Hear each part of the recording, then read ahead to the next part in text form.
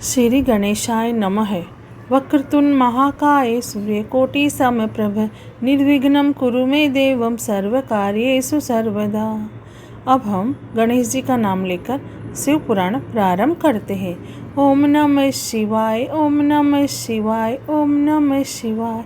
भोले बाबा को, शंकर भगवान को कोटि कोटि प्रणाम। शिव पुराण में श्री रुद्र संहिता के द्वितीय खंड में 16वां अध्याय प्रारंभ करते हैं। रुद्रदेव का सती से विवाह। ब्रह्मा जी बोले, श्री विष्णु सहित अनेक देवी देवताओं और ऋषि मुनियों द्वारा की गई स्तुति सुनकर सृष्टिकर्ता शिवजी ने प्रसन्नतापूर्वक हम सब के आगमन का कारण पूछा। रुद्रदेव बोले, हे हरे, हे देवताओं और महर्षियों, मुझे अपने कैलाश पर आगमन के विषय में बताइए। आप लोग यहाँ किस लिए आए हैं और आपको कौन सा कार्य है, कृपया मुझे बताइए। मुने महादेव जी के इस प्रकार पूछने पर भगवान विष्णु की आज्ञा से मैंने इस प्रकार निवेदन किया। मैं बोला, हे देवादिदेव महादेव, करुणा सागर, हम सब यहाँ आपकी सहायता मांगने के लिए आए हैं। भगवान, हम तीन होते हुए भी एक है। सृष्टि के चक्र को नियमित तथा सुचारू रूप से चलाने के लिए हम एक दूसरे के सहयोगी की तरह कार्य करते हैं। हम एक दूसरे के सहायक हैं। हम तीनों के परस्पर सहयोग के फलस्वरूप ही जगत के सभी कार्य संपन्न होते हैं। महेश्वर, कुछ असुरों का वध आपके द्वारा, कुछ असुरों का वध मेरे द्वारा और कुछ असुरों का वध श्री हरि द्वारा निश्चित है। हे प्रभु, कुछ असुर आपके वीर्य द्वारा उत्पन्न पुत्र के द्वारा नष्ट होंगे। हे भगवान, आप घोर असुरों का विनाश कर जगत को स्वास्थ्य व अभय प्रदान करते हैं। हे प्रभु, सृष्टि की रचना, पालन और संहार, ये तीनों ही हमारे कार्य हैं। यदि हम अपने कार्य सही तरह से नहीं करें तो हमारे अलग अलग शरीर धारण करने का कोई उद्देश्य ही नहीं रहेगा। हे देव, एक ही परमात्मा महेश्वर तीनों स्वरूपों में अभिव्यक्त हुए हैं। वास्तव में शिव स्वतंत्र है। वे लीला के उद्देश्य से सृष्टि का कार्य करते हैं। भगवान विष्णु उनके बाएं अंग से प्रकट हुए हैं। मैं ब्रह्मा उनके दाएं अंग से प्रकट हुआ हूँ। रुद्रदेव उनके हृदय से प्रकट हुए हैं, इसलिए वे ही भगवान शिव का पूर्ण रूप है। उनकी आज्ञा के अनुसार मैं सृष्टि की रचना और विष्णु जी जगत का पालन करते हैं। हम अपना कार्य करते हुए विवाह कर सपत्नीक हो गए हैं। अतः आप भी विश्व हित के लिए परम सुंदरी को पत्नी के रूप में ग्रहण करें। हे महेश्वर, पूर्व काल में आपने शिव रूप में हमें एक बात कही थी। आपने कहा था, मेरा एक अवतार तुम्हारे ललाट से होगा, जिसे रुद्र नाम से जाना जाएगा। तुम ब्रह्मा सृष्टिकर्ता होोगे, भगवान विष्णु जगत का पालन करेंगे। मैं शिव सगुण रुद्र रूप संहार करने वाला होऊंगा। एक स्त्री के साथ विवाह करके लोक के कार्यों की सिद्धि करूंगा। हे महादेव, अब अपनी कही बात को पूरा कीजिए। हे प्रभु, आपके बिना हम दोनों अपना कार्य करने में समर्थ नहीं हैं।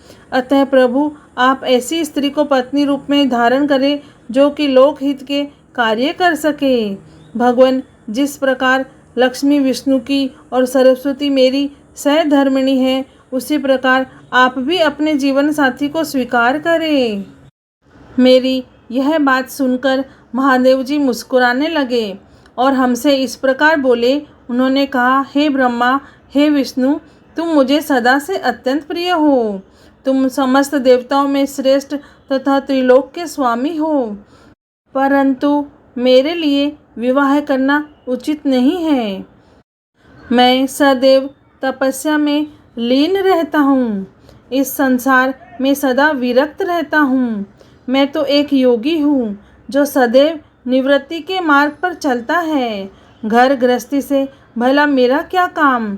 मैं तो सदैव आत्मरूप हूँ जो माया से दूर है, जिसका शरीर अवधूत है, जो ज्ञानी, आत्मा को जानने वाला और कामना से शून्य हो, भोगों से दूर रहता है, जो अविकारी है, भला उसे संसार में स्त्री से क्या प्रयोजन है।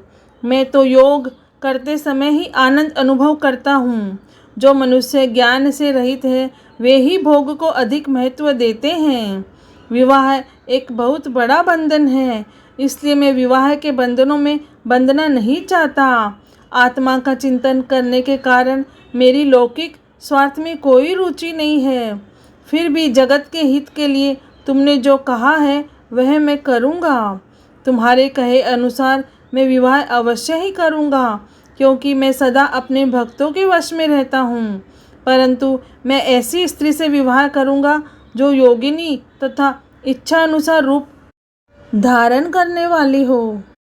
जब मैं योग साधना करूँ तो वह भी योगिनी हो जाए, और जब मैं कामासक्त हूँ तो वह भी कामिनी बन जाए। ऐसी स्त्री ही मुझे पत्नी रूप में स्वीकार्य होगी।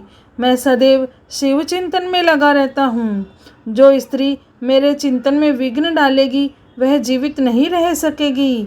मैं विष्णु और ब्रह्मा हम सभी शिव के अंश हैं, इसलिए हम सदा ही उनका चिंतन करते हैं। उनके चिंतन के लिए मैं बिना विवाह किए रह सकता हूँ। अतः मुझे ऐसी पत्नी प्रदान कीजिए जो मेरे अनुसार ही कार्य करे।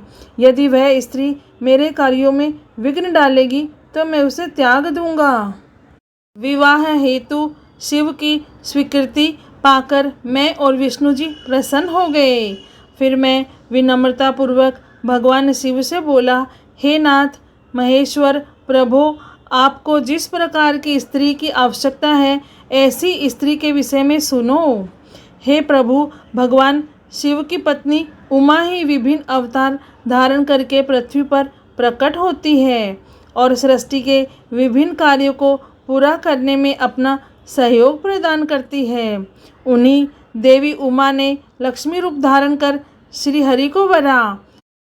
सरस्वती रूप में वे मेरी अर्धांगिनी बनी। अब वही देवी लोकहित के लिए अपने तीसरे अवतार में अवतरित हुई है।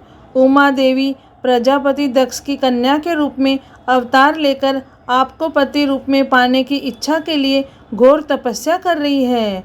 उनका नाम देवी सती है। सती ही आपकी भार्या होने के योग्य है। वे महातेजस्विनी ही आपको पति रूप में प्राप्त करेंगी।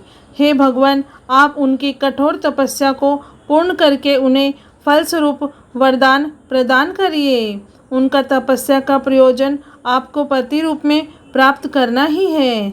अतः प्रभु, आप देवी सती की मनोकामना को पूरी कीजिए।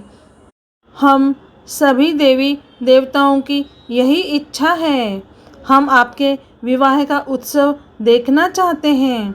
आपका विवाह तीनों लोकों को सुख प्रदान करेगा तथा सभी के लिए मंगलमय होगा। तब भगवान शिव बोले, आप सबकी आज्ञा मेरे लिए सबसे ऊपर है, क्योंकि मैं सदैव अपने भक्तों के अधीन हूँ। आपकी इच्छा अनुसार मैं देवी सती द्वारा तपस्या पूरी कर उनसे विवाह अवश्य करूँगा। भगवान शिव के ये वचन सुनकर हम सभी बहुत प्रसन्न हुए और उनसे आज्ञा लेकर अपने अपने धाम को चले गए। शिव पुराण में श्री रुद्र संहिता के द्वितीय खंड में 16वां अध्याय पूर्ण हुआ। ओम नमः शिवाय, ओम नमः शिवाय, ओम नमः शिवाय। हे भोलेनाथ, हे शिव शंभु, हे माता पार्वती, आपको कोटि कोटि प्रणाम और कोटि कोटि धन्यवाद। जय भोलेनाथ।